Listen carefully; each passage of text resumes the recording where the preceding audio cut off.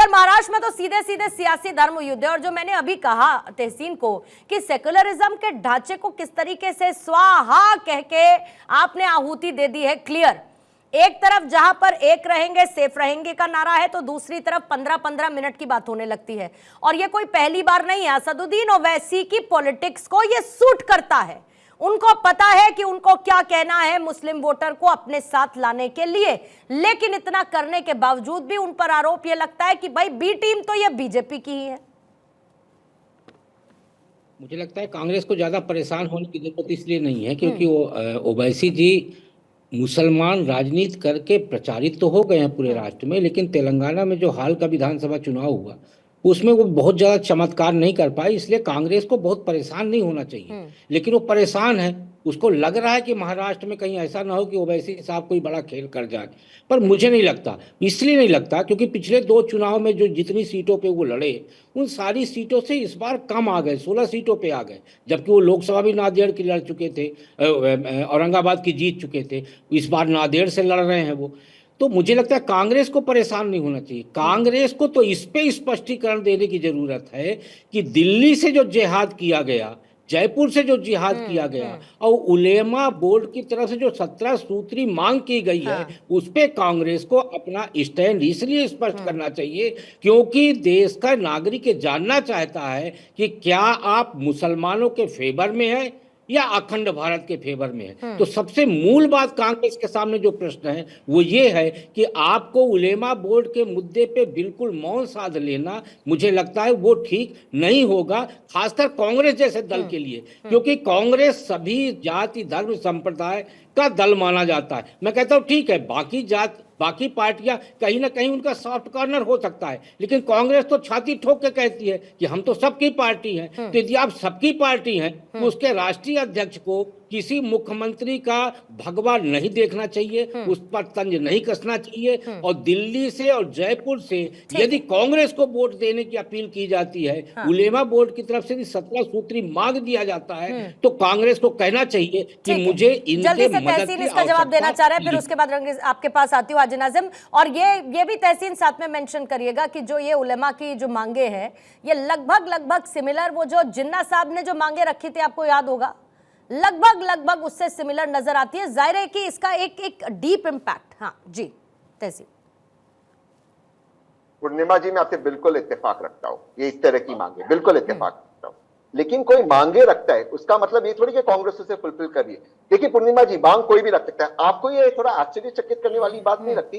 वो आतंकवादी यासीन मलिक की पत्नी राहुल गांधी को पत्र लिखती है, मैंने खुद चेक किया, राहुल जी को आज तक पत्र, बीजेपी के प्रवक्ताओं को पत्र मिल गया, ये उलेमा काउंसिल पत्र लिखता है, ये बीजेपी के प्रवक्ताओं को मिल जाता है। भैया इनको हिंदू मुसलमान आतंकवादी डिमांड सब मिलेगा, क्या मैं डिमांड फुलफिल कर रहा हूं?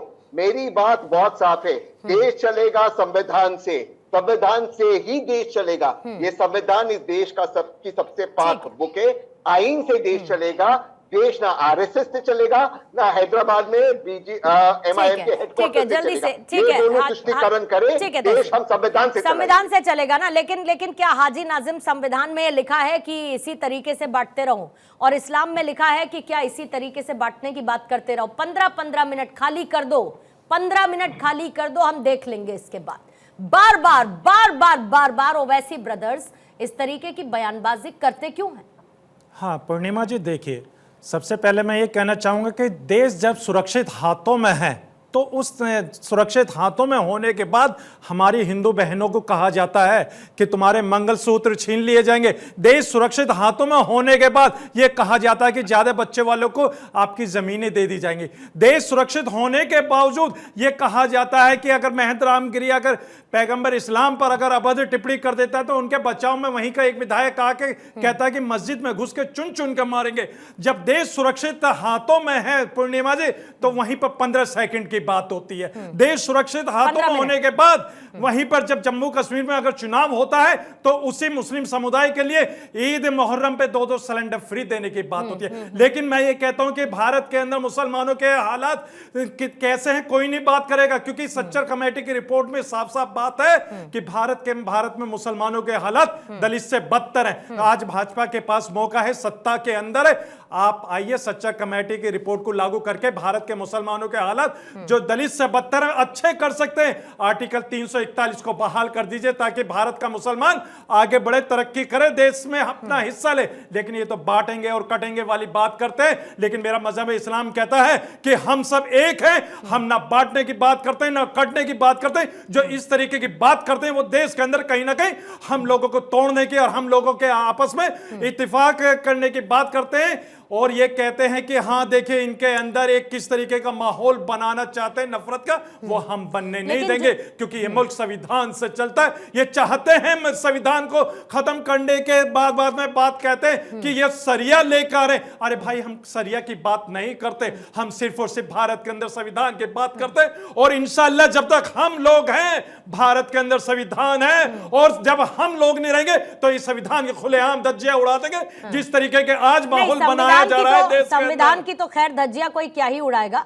लेकिन आपने जिन बातों का जिक्र किया उसमें शुरुआत में आप बिल्कुल ठीक जा रहे थे, लेकिन मैं ये कहना चाहती थी कि वो आपके लिए नहीं है, वो घुसपैठियों के लिए है, वो रोहिंग्याओं के लिए है, वो है जो अधिकारों पर कब्जा करने वाला, उसके लिए, आपके लिए नहीं है। हाजी नाजिम, आप तो मेरे साथ यहाँ स्टूडियो में बैठे और मुझे लगता है कि जब तक मैं ये काम करती रहूंगी आप मेरे साथ ऐसे ही बैठेंगे, और आप वो सब जिनके पास कागज है वो सब ऐसे ही बैठेंगे। लेकिन जो घुस कर आकर आपके अधिकारों पर अपना हक जमाएगा ये उसके लिए है, और उसके लिए क्यों नहीं होना चाहिए।